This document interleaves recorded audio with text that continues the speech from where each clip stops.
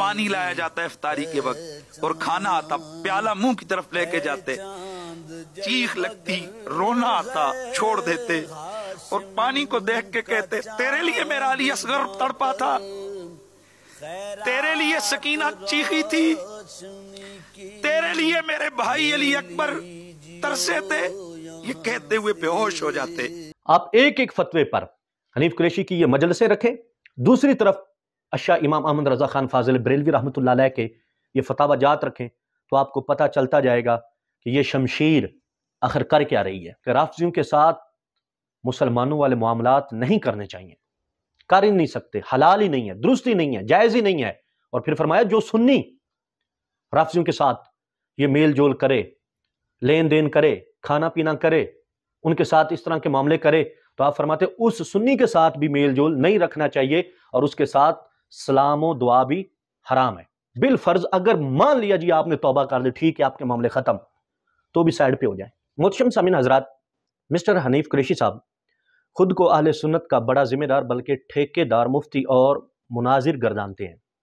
جب بندے کا دعویٰ اتنا بڑا ہو اور اتنے بڑے منصب پر خود کو سمجھتا ہو تو پھر اس سے تقاضے بھی اتنے ہی بڑے ہونے چاہیے، اور ہوتے بھی ہیں۔ مفتی صاحب جس منصب پر ہونے کا دعویٰ کرتے ہیں یا ان کے چہیتے ان کو جس منصب پر فائز کرتے ہیں، ہم نے تو پوسٹوں میں ان کو مفتی اعظم بھی دیکھا ہے لکھا ہوا تھا۔ بہرحال منصب جتنا بھی رکھیں، جتنے کا بھی دعویٰ کریں، اس کے تقاضے بھی پورے کریں، لیکن ہمیں نظر آتا ہے کہ مسٹر حنیف قریشی صاحب بڑے بڑے منصب اور بڑا ذمہ دار اور ٹھیکیدار ہونے کا دعویٰ تو کر جاتے ہیں، لیکن جو اس کے تقاضے ہیں وہ پورے نہیں کرتے۔ آپ نے حنیف قریشی صاحب کو تفضیلیوں کی سٹیج پر بارہا دیکھا ہوگا۔ وہ لوگ جو مولا علی شیر خدا رضی اللہ تعالیٰ عنہ کی افضلیت کے قائل ہیں، ان کے ساتھ ان کا اٹھنا بیٹھنا ایک معمولی سی بات ہے، ان کی سٹیجوں پر جا کر تقریریں کرنا ان کے لیے ایک معمولی سی بات ہے، بلکہ یہ تو اپنے لیے اس کو سعادت سمجھتے ہیں۔ ان کے ساتھ میل جول یہ تو نظر آتا ہی رہتا ہے۔ وہ لوگ جو حضرت سیدنا امیر معاویہ رضی اللہ تعالیٰ عنہ اور دیگر صحابہ کے بارے میں زبانیں چلاتے ہیں، وہ بھی آپ کو ان کے ہم نوالا ہم پیالہ ان کے اگل بغل نظر آتے ہوں گے، لیکن حنیف قریشی صاحب اسی پہ بس نہیں کرتے۔ ان کی ایک اپنی سوچ ہے، یہ روافض کی سٹیج پہ بھی نظر آتے ہیں۔ جی ہاں، روافض کی سٹیجوں پر جا کر مفتی حنیف قریشی صاحب تقریریں کرتے ہیں، مجلسیں پڑھتے ہیں۔ شب عاشور جی ٹی وی کی خصوصی نشریات، ذکر شہادت امام حسین علیہ السلام۔ اس گردن پہ جس پہ میرا نبی بوسے دیا کرتے تھے، اس گردن پہ جب اس ظالم کی چھری چلی ہوگی مدینے میں کیا ہوا ہوگا، جب اس جسم پہ گھوڑے دوڑائے گئے ہوں گے، رسول اللہ پہ مدینہ طیبہ میں کیا بیتی ہوگی۔ معروف عالم دین مفتی حنیف قریشی کا مجلس شب عاشور سے خصوصی خطاب۔ آپ کے سامنے پانی لایا جاتا ہے افطاری کے وقت اور کھانا آتا، پیالہ منہ کی طرف لے کے جاتے، چیخ لگتی، رونا آتا، چھوڑ دیتے اور پانی کو دیکھ کے کہتے تیرے لیے میرا علی اصغر تڑپا تھا، تیرے لیے سکینہ چیخی تھی، تیرے لیے میرے بھائی علی اکبر ترسے تھے، یہ کہتے ہوئے بے ہوش ہو جاتے۔ ایمان والوں کو کربلا کل بھی رلاتی رہی، ایمان والوں کو کربلا صبح قیامت تک رلاتی رہے گی۔ اس زمین پر دیکھیے مجلس شب عاشور خطابت مفتی حنیف قریشی، پیر کی شب 10:15 پر، صرف جی ٹی وی نیوز پر۔ ایک طرف دعویٰ ہے شمشیر اعلیٰ حضرت ہونے کا، دوسری طرف شیعوں کی مجلسوں میں شرکت کر کے اعلیٰ حضرت رحمۃ اللہ علیہ کے کتنے فتاوی جات کا خون کیا ہے، اس کا اندازہ آپ کو آگے چل کے ہو جائے گا۔ چند فتاوی جات آپ کے سامنے عرض کریں گے، لیکن یہاں پر یہ پوچھنا چاہتا ہوں کہ جو بندہ خود کو مناظر اہل سنت بلکہ مناظر اسلام کہتا ہو، جو بندہ خود کو مسلک کا بڑا ذمہ دار اور بڑا ٹھیکیدار کہتا ہو، سمجھتا ہو، اور لوگ اسے مفتی اعظم کہتے ہوں، اس بندے کا روافض کی مجلس میں جا کے اسی طرح بالتکلف تصنع کے ساتھ رونا، گریہ وزاری کرنا، مجلس پڑھنا، ویسی حیت ویسی شکل و صورت بنا کے یہ معاملات کرنا، کیا یہ زیب دیتا ہے؟ کیا اس طرح ہونا چاہیے؟ کیا جو مسلک کا ذمہ دار بننے کی کوشش کر رہا ہو اس کو یہ زیب دیتا ہے؟ ساری باتیں اپنی جگہ، حنیف قریشی صاحب نے ایک مرتبہ نہیں بلکہ کئی مرتبہ روافظ کو راضی کیا ہے، اور انہوں نے اپنے چینلز پر بڑے تڑلے کے ساتھ ان کی یہ مجلسیں وائرل کی ہیں اور لوگوں کے سامنے رکھی ہیں۔ این پیام گفت باید در چنین روزهایی به جای برگزاری جشن و شادی صدای تلاوت قرآن کریم در گوشه و کنار شهر محمد حنیف قریشی از چهره‌های سرشناس اهل تسنن پاکستان از مقام‌های دولتی این کشور ان دو کلپس میں آپ نے ملاحظہ فرما لیا ہوگا کہ مسٹر حنیف قریشی صاحب روافظ کے ساتھ کس طرح اٹھتے بیٹھتے ہیں، ان کے ساتھ کس طرح ان کی نشست و برخاست ہے، اور کس طرح ان کا لین دین اور تعلق اور واسطہ ہے۔ یہ سارے معاملات ایک طرف رکھ کے دوسری طرف حنیف قریشی صاحب کو فتاوی رضویہ شریف کی عدالت میں کھڑا کیا جائے تو حنیف قریشی صاحب بہت بڑے مجرم قرار پاتے ہیں، اور روافظ کے لیے کتنے رستے ہموار ہو رہے ہیں کہ جو باتیں ہم اہل سنت سے کہلوانا چاہتے ہیں ان جیسے لوگ وہاں جا کے کہہ دیتے ہیں، جو باتیں وہ کروانا چاہتے ہیں وہ کروا لیتے ہیں، اور ایک طرف وہ اشتہار پہ لکھتے ہوں گے کہ مناظر اہل سنت، مفتی اعظم اہل سنت، فلاں فلاں مفتی حنیف قریشی صاحب، تو شیعہ حضرات بھی دیکھ کر آتے ہوں گے کہ واہ جی واہ، اہل سنت کا بندہ ہماری سٹیج پر آ رہا ہے اور یہ وہی آ رہا ہے جو ہماری بولی بولتا ہے۔ کافی ماحول بن جاتا ہوگا، لیکن اہل سنت کے تقاضے کیا ہیں؟ بالخصوص جس ہستی کا یہ شمشیر بنتے ہیں، مجدد دین و ملت، شہنشاہ عشق و محبت، حامی سنت، محی بدعت، عالم اہل سنت، الشاہ امام احمد رضا خان علیہ رحمت الرحمن، ان کی عدالت میں اگر یہ حاضر کیے جائیں تو نتیجہ کیا نکلے گا؟ اعلیٰ حضرت رحمۃ اللہ علیہ کی عبارات اور آپ کے فتاوی جات میں آپ کے سامنے عرض کرتا ہوں۔ ایک طرف اعلیٰ حضرت کے فتاوی جات رکھیے گا، دوسری طرف بزوم خیش نام نہاد شمشیر اعلیٰ حضرت کو دیکھیے گا، اور پھر دیکھنا کہ کتنا فرق آتا ہے۔ سب سے پہلے احکام شریعت اعلیٰ حضرت رحمۃ اللہ علیہ کی کتاب ہے، اس کا صفحہ نمبر 155 ہے۔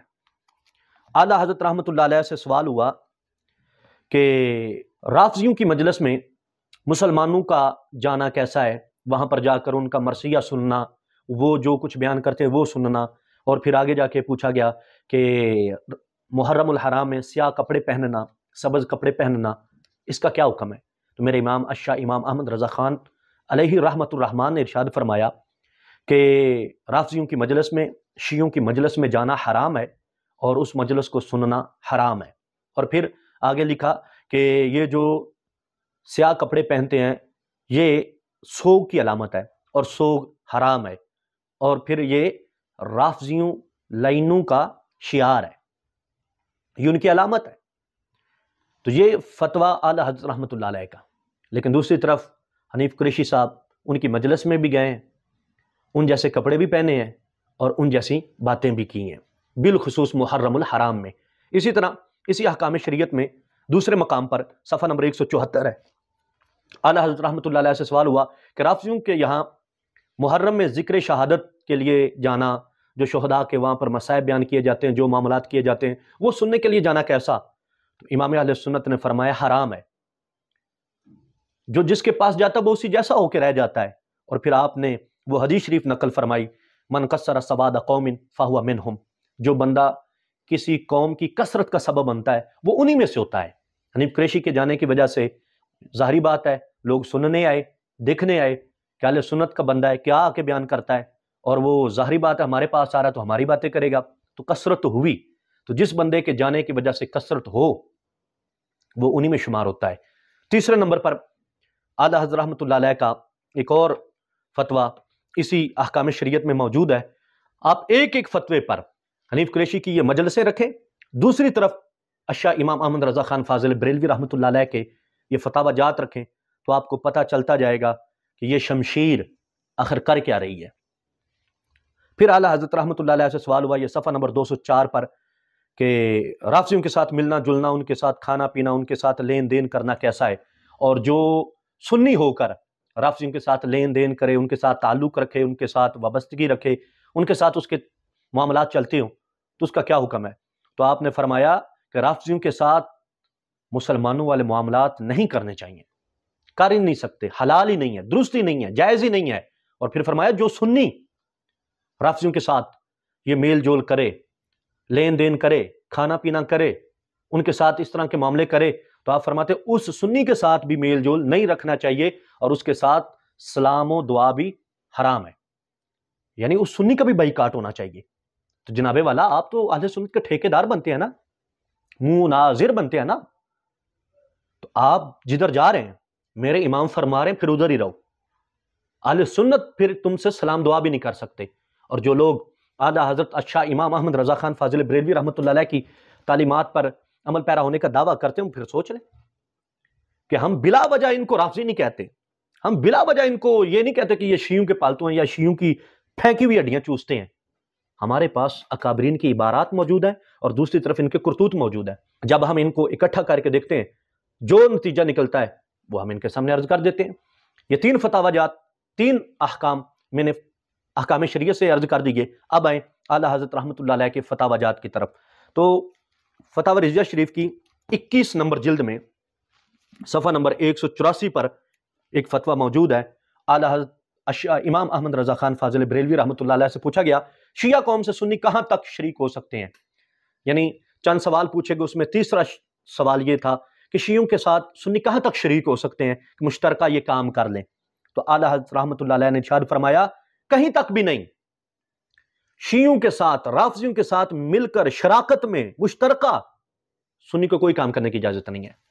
اور پھر وہ حدیث شریف نقل فرما دی کہ قرب قیامت ایک قوم آئے گی جن کو رافضی کہا جاتا ہوگا، نہ وہ نماز پڑھیں گے، نہ وہ جماعت میں شامل ہوں گے، نہ وہ جمعے میں شامل ہوں گے، بلکہ وہ تو سلف کو جو بزرگان دین دنیا سے رخصت ہو گئے ان کو معاذ اللہ تان کریں گے۔ مسلمانوں تم نے ان کے ساتھ بیٹھنا بھی نہیں، ان کے ساتھ کھانا بھی نہیں، ان کے ساتھ پینا بھی نہیں، ان کے ساتھ نکاح بھی نہیں کرنا، وہ مریض ہو جائیں تو ان کی عیادت کو بھی نہیں جانا، وہ مر جائیں تو ان کے جنازے میں شامل بھی نہیں ہونا بلکہ جنازہ بھی نہیں پڑھنا۔ وہ حدیث شریف نقل کر دی۔ اب اعلیٰ حضرت الشاہ امام احمد رضا خان فاضل بریلوی رحمۃ اللہ علیہ کے سوال جواب اور اس حدیث شریف کو سامنے رکھ کر حنیف قریشی کی یہ مجلس دیکھیں، نتیجہ کیا نکلتا ہے، کیا بنتا ہے۔ چلیں اسی جلد نمبر 21 کے صفحہ نمبر 631 پر آ جائیں۔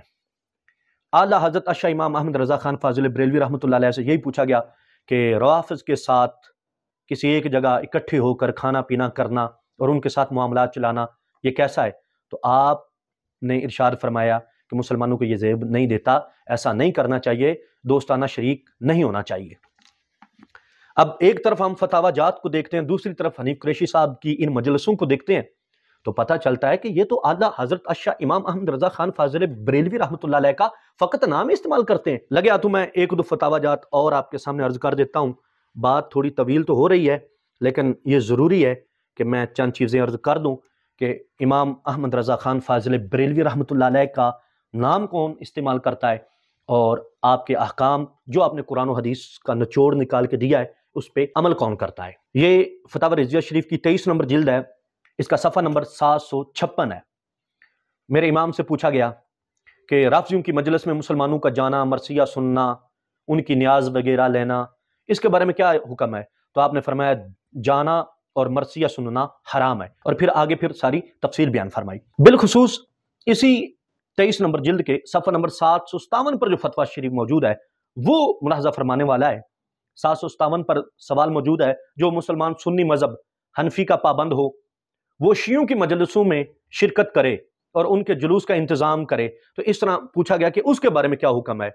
اب 2 چیزیں تھیں، ہے سنی، خود کو سنی کہتا ہے، مذہب حنفی کا پابند ہے اور شیعوں کی مجلس میں شرکت بھی کرتا ہے۔ حنیف قریشی صاحب بڑے دائی ہیں کہ جی میں حنفی ہوں، میں سنی ہوں، لیکن ساتھ ساتھ شیعہ کی مجلس میں بھی شرکت کرتے ہیں۔ اب اس سینیریو کو سامنے رکھ کے امام اہل سنت سے جب سوال کیا گیا کہ اس بارے میں کیا حکم ہے تو آپ نے فرمایا مجالس روافض اور ان خرافات میں شرکت حرام ہے، یہ حرام ہے۔ حنیف قریشی صاحب آپ خود کو اتنے بڑے منصب پر کہتے ہیں اور سمجھتے ہیں، تو پھر اتنے بڑے منصب پر پہنچ کر آپ حرام کا ارتکاب کر رہے ہیں۔ جس چیز کو میرے امام الشاہ امام احمد رضا خان فاضل بریلوی رحمۃ اللہ علیہ نے حرام کہا اور قرآن و حدیث کی روشنی میں کہا، آپ اس کے مرتکب ہیں۔ آپ کو پھر حق نہیں بنتا کہ آپ فکر رضا کی بات کریں، آپ اعلیٰ حضرت کی بات کریں اور آپ ان کی شمشیر بننے کی کوشش کریں، اس پہ بس نہیں ہے۔ اسی طرح فتاوی رضویہ شریف کی 24 نمبر جلد ہے اور اس کا صفحہ نمبر 322 ہے۔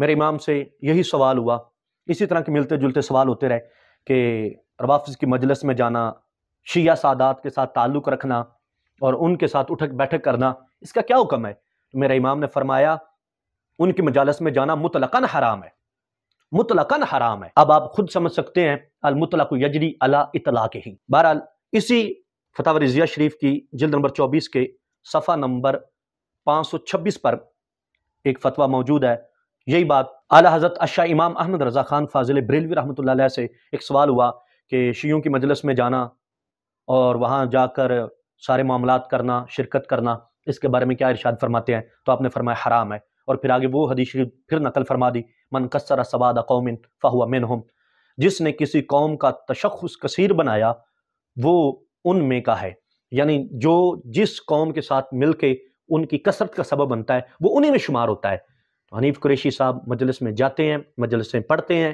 وہاں پر شرکت کرتے ہیں، تو پھر انہی میں شمار ہوں گے۔ میں بات کو ختم کرتا ہوں۔ ویسے فتاوی جات تو بہت زیادہ ہیں، اہل علم جانتے ہیں کہ جو میرے امام نے روافظ کے خلاف کام کیا ہے اور جو روافظ کی جڑیں کاٹی ہیں، یہ ان کا عشر شیر بھی نہیں بیان ہو رہا، یہ تو فقط ایک چیز کہ مجلس میں جانا کیسا، اس میں جو آپ کے فتاوی جات ہیں ان کی ایک جھلک میں آپ کے سامنے رکھ رہا ہوں۔ بالخصوص یہ فتاوی رضیہ شریف کی 6 نمبر جلد کے اندر جو فتوے موجود ہیں وہ پڑھنے اور سننے کے لائق ہیں، اس پر توجہ دی جانی چاہیے۔ اعلیٰ حضرت شاہ امام احمد رضا خان فاضل بریلوی رحمۃ اللہ علیہ سے سوال ہوا کہ حضور بتائیے کہ ایک بندہ سنی خود کو کہتا ہے اور وہ روافظ کے ساتھ ملتا جلتا ہے، ان کی مجالس میں ان کی تقاریب میں بھی شامل ہوتا ہے، اور پھر اہل سنت کی تقاریب میں بھی آتا ہے، ادھر آتا ہے تو ان کو گالیاں بھی دیتا ہے اور ہماری امامت کرا رہا ہے، تو ہم اس کو امام رکھیں یا نہ رکھیں؟ اور وہ ان کے پاس جاتا ہے، ان کی باتیں کرتا ہے، ہمارے علماء مسجد میں تقریر کرنے آئے تو ان کو ملامت کرتا ہے جبکہ ان کے علماء کی تعریف کرتا ہے، تو اس طرح کا ہمارا امام ہے، ہم کیا کریں؟ اور پھر اگلی بات بھی انہوں نے لکھی کہ پہلے نمبر پہ مانتے ہی نہیں، اور جب سمجھے کہ اب تو مانے بغیر چارہ ہی نہیں ہے تو پھر فوراً توبہ کر لیتا ہے، کہتا میری توبہ آج کے بعد میں نہیں کروں گا۔ اور اس طرح کہتے ہیں کہ اس نے 1 سال میں 3 مرتبہ توبہ کی ہے اور پھر دوبارہ وہی کام کر دیے ہیں، دوبارہ ان حرام کاموں کا مرتکب ہوا ہے۔ میرے امام سے جب یہ سوال کیا گیا تو آپ نے کافی لمبا چوڑا جواب دیا۔ اس جواب میں جو صفحہ نمبر 449 پر الفاظ موجود ہیں وہ بالخصوص سمجھنے والے ہیں۔ میرے امام نے لکھا، اور بعد امتحان و تجربہ کے ظاہر کے فریب مسلمانہ کے لیے توبہ کرتا ہے اور ان عقائد و مقائد سے باز نہیں آتا، ہرگز اس کی توبہ پر اعتبار نہ ہوگا۔ آپ نے فرمایا اس کی توبہ قبول ہی نہیں ہے جو اس طرح کی حرکت کرتا ہے، ادھر بھی یاری، ادھر بھی دوستانہ، ادھر بھی رکھے ادھر بھی رکھے، فرمایا اس طرح نہیں ہوگا۔ اور جو بار بار کر رہا ہے پھر توبہ کر رہا ہے، بار بار کر رہا ہے پھر توبہ کر رہا ہے، جو مسلمانوں کو فریب دینے کے لیے توبہ کر رہا ہے، حقیقت میں یہ توبہ اور تائب نہیں ہے۔ پھر امام اہل سنت نے ایک بڑی پیاری مثال دے کے سمجھایا، فرمایا دیکھو 2 چیزیں ہیں، ایک ہے مال و دولت اور ایک ہے نماز۔ مال و دولت اللہ عز و جل کی بارگاہ میں کوئی وقت نہیں رکھتی، حقیر ہے، ذلیل ہے، مال و دولت اللہ عز و جل کی بارگاہ میں کوئی مقام نہیں رکھتی۔ اور دوسری طرف ہے نماز، جو اللہ تبارک و تعالیٰ کو بڑی محبوب ہے، بڑی پیاری ہے، بڑی پسند ہے۔ فرمایا جب تم کسی بندے کو مال دو، وہ چوری کر لے پھر توبہ کر لے، پھر چوری کر لے پھر توبہ کر لے، چوری کر لے پھر توبہ کر لے، تو بالآخر تم اگرچہ وہ توبہ ہی کر لے، تم کہتے ہو کہ نہیں یار اس کو مال نہیں دینا، تمہیں وہم پڑتا ہے کہ یہ پھر اس طرح کا کام کر دے گا۔ تو آپ نے فرمایا کہ جب وہ چیز جو اللہ کی بارگاہ میں کوئی مقام نہیں رکھتی، اس چیز کو اس بندے کے سپرد کرنا جس کے بارے میں وہم ہے کہ یہ چوری کر لے گا، یہ غصب کر جائے گا، اس کے حوالے نہیں کرتے، تو پھر وہ چیز جو اللہ عز و جل کی بارگاہ میں مقبول ترین چیز ہے، اس میں جو کمی و بیشی کرتا ہے، جو چوری کرتا ہے، جو وہاں پہ ڈاکہ زنی کرتا ہے، وہ چیز اس کو کیوں دیتے ہو؟ اس نے اگرچہ توبہ کر لی ہے تو پھر بھی کہہ دو کہ ٹھیک ہے جناب، آپ کی توبہ ہم قبول کرتے ہیں، آپ کی توبہ سچی، ٹھیک ہے مان لیا، سائڈ پہ ہو جائے، ہم نیا امام لائیں گے، ہم آپ کے پیچھے نہیں پڑیں گے۔ تو میں سمجھتا ہوں کہ یوں ہی ہونا چاہیے۔ حنیف قریشی صاحب نے جتنی کرتوتیں کی ہیں اور جتنی مرتبہ صحابہ کرام علیہم الرضوان پر ہاتھ صاف کیا ہے اور اہل سنت سے اعتزالیاں کی ہیں، وہ کہتے ہیں نہیں میری توبہ ہوگی، میں نے توبہ کر لی، درجنوں بار توبہ کر چکے ہیں۔ تو اگر توبہ مان بھی لی جائے، بالفرض اگر مان لیا جی آپ نے توبہ کر لی، ٹھیک ہے آپ کے معاملے ختم، تو بھی سائڈ پہ ہو جائیں، آپ قابل قبول نہیں ہے؟ کون سا فرض اور واجب ہے کہ ہم نے آپ کو آگے رکھنا ہے؟ اور کون سی ہم پر چیز لازم ہو گئی ہے کہ آپ ہی کی تقریریں اہل سنت کے سٹیجوں پر ہوں گی، آپ ہی اہل سنت کی نمائندگی کریں گے؟ بالکل نہیں، ہم نے تو کبھی مانے نہیں۔ تو جناب والا، یہ اعلیٰ حضرت اشا امام احمد رضا خان فاضل بریلوی رحمۃ اللہ علیہ کی عدالت ہے، جن کے آپ شمشیر بننے کی کوشش کرتے ہیں۔ ایک اور فتویٰ ملاحظہ فرمائیے، اسی 6 نمبر جلد کے صفحہ نمبر 528 پر موجود ہے۔ آپ سے سوال ہوا کہ حضور ایک بندہ ہے جو سنیوں میں بھی ہوتا ہے، شیعوں میں بھی ہوتا ہے، روافض کی مجلس میں بھی جاتا ہے، اہل سنت میں بھی شامل ہوتا ہے، یعنی وہ سنیوں میں سنی، رافضیوں میں رافضی، دونوں دڑوں کو، دونوں گھروں کو اس نے راضی کر رکھا ہے، سنیوں میں سنی، رافضیوں میں رافضی، ادھر ہو تو ادھر کی باتیں، ادھر ہو تو ادھر کی باتیں۔ اس بندے کے بارے میں کیا حکم ہے؟ اور یہ بات ایک مرتبہ نہیں، بار بار ایسے ہوئی ہے، تجربے سے ثابت ہو چکا ہے وہ یہ حرکتیں کرتا ہے۔ تو میرے امام نے جواب کیا ارشاد فرمایا؟ فرمایا پھر تو بات بالکل واضح ہو گئی کہ وہ رافضی بھی ہے، منافق بھی ہے۔ کیا مطلب؟ یعنی مطلب یہ بنتا ہے کہ جب وہ رافضیوں میں جا کے رافضی ہو جاتا ہے تو وہ رافضی، اور جب وہ سنیوں میں آ کے سنی بننے کی کوشش کرتا ہے تو یہ اس کی منافقت ہے، وہ منافق ہے۔ جناب والا، ایک طرف آپ کی تشیع کے ساتھ یاریاں، ان کے ساتھ عشق و معشوقی کی پنگیں، ان کے ساتھ دوستیاں، ان کی مجلسوں میں شرکت، اور وہاں جا کے ویسے ہی تصنع اور بالتکلف سارے معاملات کرنا، اور ویسے ہی سیاہ کپڑے پہن کے ویسے ہی سٹیج لگا کے وہی باتیں کرنا، رافضیوں میں رافضی، اور پھر ادھر اہل سنت کی سٹیجوں پر آ کر باتیں کرنا سنیوں میں سنی۔ تو جو سنیوں میں سنی، رافضیوں میں رافضی ہوتا ہے، میرے امام فرماتے ہیں وہ رافضی بھی ہے، وہ منافق بھی ہے۔ یہ اعلیٰ حضرت اشا امام احمد رضا خان فاضل بریلوی رحمۃ اللہ علیہ کی عدالت ہے، اس میں آپ کو پیش کیا ہے، اور کم و بیش 11 فتاوی جات 11ویں کی نسبت سے ہم نے عرض کر دی ہیں، مزید بھی ہیں، اہل علم جانتے ہیں اور بھی بہت کچھ ہے، لیکن بات لمبی ہو جائے گی۔ ہاں ایک عذر یہاں پہ بچ جاتا ہے، ہو سکتا ہے کہ یہاں پر کہہ دیا جائے وہ جی ان کی سٹیجوں پہ گئے ہیں، وہاں پہ تقریریں جاری ہیں، بلکہ مجلسیں پڑھی ہیں، تو یہ تو انہوں نے حق بیان نہیں کیا ہے، وہاں جا کے ان کا عقیدہ تھوڑے بیان کیا ہے۔ اچھا، حق بیانی؟ اگر حق بیانی کی ہے دکھائیں کہاں ہے؟ کیا بتایا کہ جو تحریف قرآن کا قائل ہے وہ مرتد اور کافر ہے؟ کیا بتایا کہ جو صحابہ کرام کے ایمان کا منکر ہے وہ بندہ دار اسلام سے خارج ہے؟ بالخصوص جو شیخین کریمین کے ایمان کا منکر ہے، ان پر تبرہ کرتا ہے، اس کا کیا حکم ہے؟ کیا بتایا کہ جو افضلیت صدیق اکبر رضی اللہ تعالیٰ عنہ کا منکر ہے وہ بدبخت گمراہ ہے؟ ساری یہ چیزیں ڈسکس کی یا نہیں کی؟ اگر نہیں کی تو احقاق حق کیا؟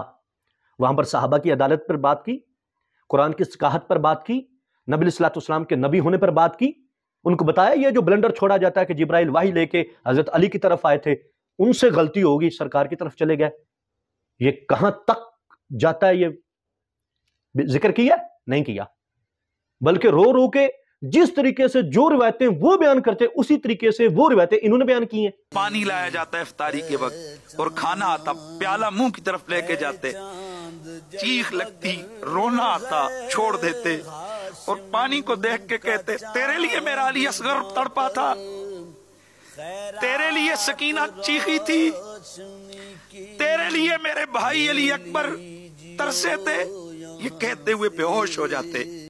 تو یہ سنیوں میں سنی، رافضیوں میں رافضی، یہ ان کی مجلس میں شرکت، وہاں پہ احقاق حق نہیں ہے۔ اگر احقاق حق ہے اور اہل سنت کے مقدمات پیش کیے گئے، لاؤ